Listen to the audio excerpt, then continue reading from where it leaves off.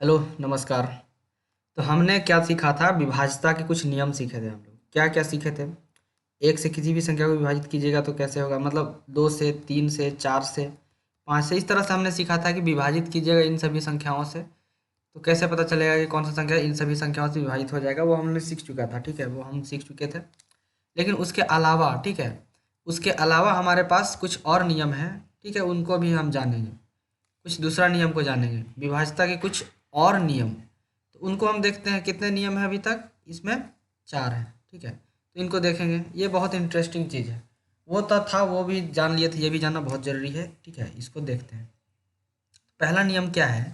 पहला नियम में क्या बोलता है, देखिए, जब भी आपसे आपको किताब पढ़ना है, बहुत अच्छे तरह से किताब को पढ़िए। बहुत सारा इन्फॉर्मेशन दिया हुआ रहता है बुक में, किताब में, ठीक है। तो जब भी आप पढ़ने के लिए बैठिएगा, किताब में बहुत ज़रूरी ध्यान देना बहुत ज़्यादा ज़रूरी है, ठीक है। तो सबसे पहले हम लाइन बाय लाइन इसको पढ़ेंगे और समझेंगे। पहला क्वेश्चन में, पहला नियम में क्या किया है, क्या आप 18 का गुणनखंड बता सकते हैं? 18 गुणनखंड क्या क्या हो सकता है? 18 का एक गुणनखंड बताने के लिए बोल रहा था। एक गुणनखंड 9 होगा 18 का, ठीक है, 9 है। 9 के एक गुणनखंड को लिखिए। 9 का एक और गुणनखंड क्या हो गया? 3 हो गया। आपको गुणनखंड पता है, ठीक है। क्या 18 का एक गुणनखंड 3 है? हाँ है। अभी देखिए, हम 18 का गुणनखंड, एक गुणनखंड हम लिखे क्या था? 9 था, ठीक है। फिर 9 का हम एक गुणनखंड लिखें, क्या है? 3 है। अब क्या पता चल रहा है हमको?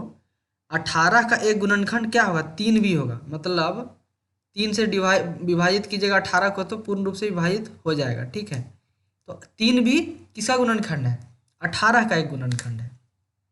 तो 18 का कोई अन्य गुणनखंड बताइए। यह 6 है। 18 का कोई अन्य गुणनखंड क्या हम ले लिए? 6 ले लिए।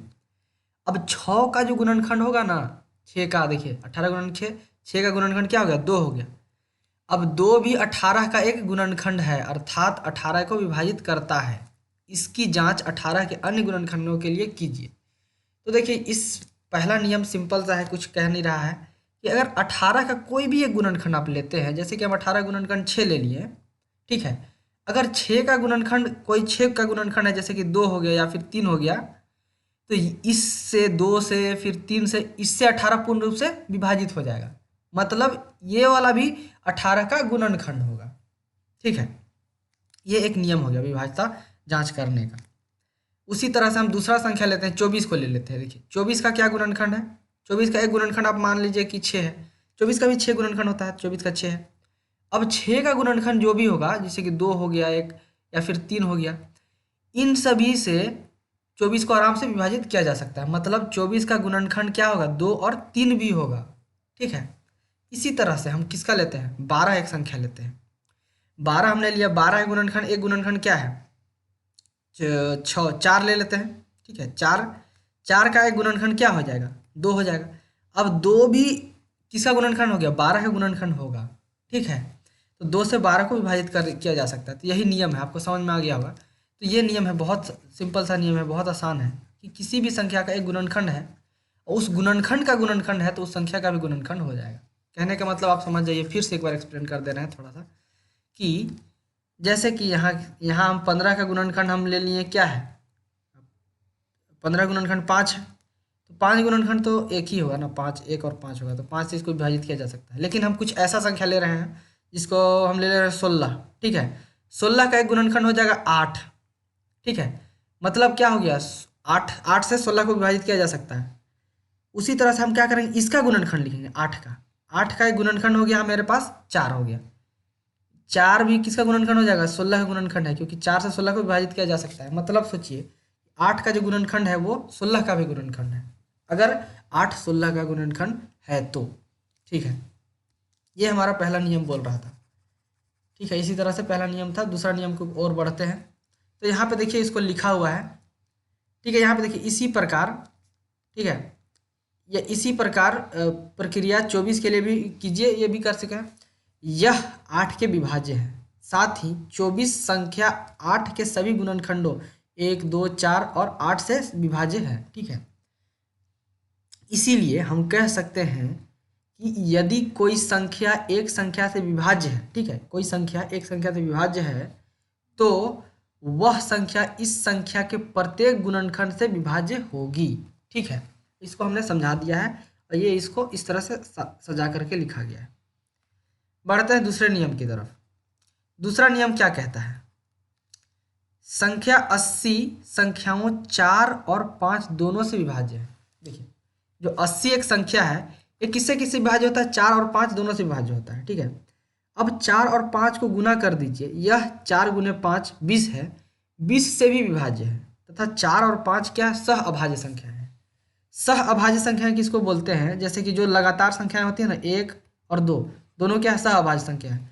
3 4 दोनों सह अभाज्य संख्या है। 10 11 तो ये क्या है? सह अभाज्य संख्या है। लगातार जो संख्याएं आती है उसको हम लोग सह अभाज्य संख्याएं कहते हैं।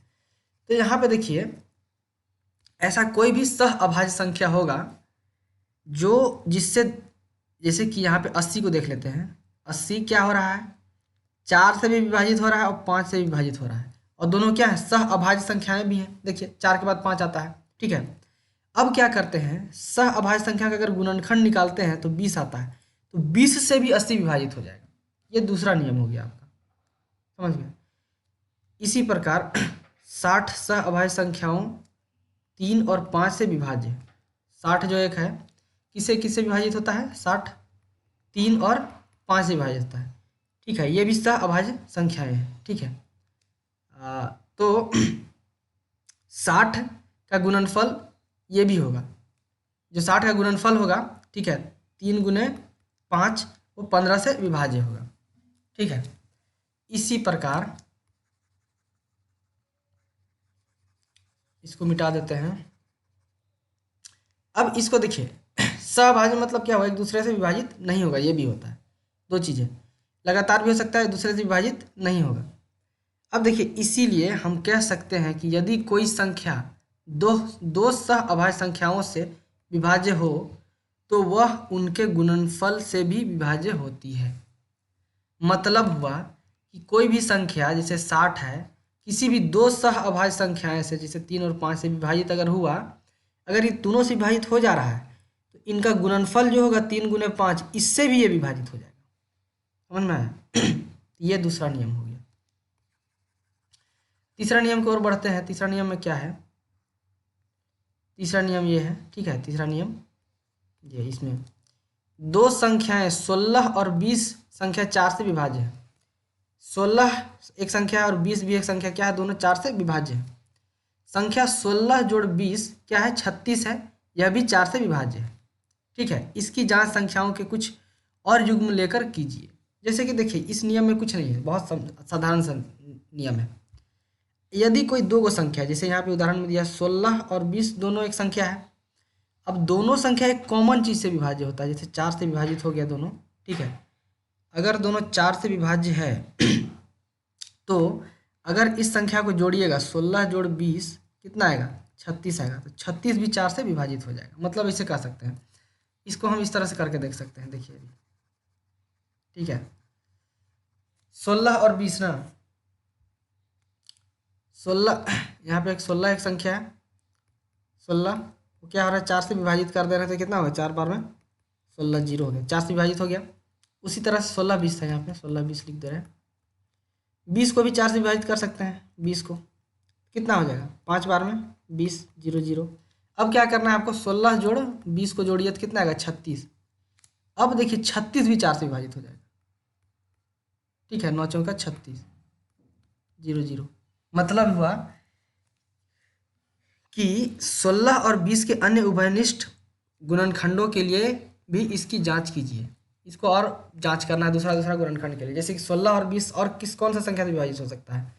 16 और 20 2 से विभाजित होता है कि नहीं? 2 से विभाजित होता है। अभी जांच करके देखते हैं। बहुत अच्छा नियम है, यहाँ पे मज़ा आ जाएगा। तो देखिए, 16 और 20 जो संख्या है, ठीक है, ये 2 से विभाजित होता है। मतलब 2 से विभाजित कीजिएगा 16 को तो 8 दूना 16। ठीक है, फिर 2 से 20 को विभाजित करेंगे तो 10 दूना 20। ठीक है, इसको जोड़ने पर कितना आएगा? 16 जोड़ 20 जोड़ते हैं तो कितना आता है? 36 आता है। 2 से विभाजित कीजिएगा 36 को, कितना बार में जाएगा? 18 दूना 36। दूसरा संख्याओं के लिए भी जांच कर लिए। ठीक है, अब इसी को लिखा है, इस प्रकार यदि दी हुई दो संख्याएं किसी संख्या से विभाज्य हो, ठीक है, दो संख्या दिया हुआ है, 3 और 4 दिया हुआ है, ये तो विभाज्य नहीं होगा। हम 5 और 10 दे देते हैं, संख्याएं किसी संख्या से विभाज्य हो तो इन संख्याओं का योग भी उस संख्या से विभाजित हो जाए। ठीक है, सिंपल सा बात है, कहने का मतलब यही हुआ कि किसी भी दो संख्या दिया हुआ है, वो अगर किसी संख्या से विभाजित है, मतलब हुआ हम लिख लेते हैं 10 और 20। अगर 10 और 20 किसी संख्या से विभाजित है, मान लीजिए 2 से विभाजित है, तो ये दोनों का जो सम होगा, जोड़ होगा, 10 जोड़ 20 मतलब 30 जो होगा, ये भी 2 से विभाजित हो जाएगा। यही है इसका नियम। ठीक है, अगला है चौथा नियम पे पहुंचते हैं। इसमें क्या है, दोनों संख्याएं 35 और 20 संख्या 5 से विभाजित है। जानते हैं कि 35 और 20 जो है 5 से विभाजित होता है। क्या इनका अंतर 35 और 20 का अंतर जो 15 है भी 5 से विभाज्य है? इनकी जांच संख्याओं के ऐसे कुछ अन्य युग्म लेकर कीजिए। अभी देखिए यहाँ पे क्या है, अभी अभी अभी इससे पहले वाला जो नियम था उसमें हम क्या कर रहे थे, जोड़ निकाल रहे थे। ठीक है, जोड़ कर रहे थे, देख रहे थे कि विभाजित है कि नहीं। ये वाला संख्या में घटाना है।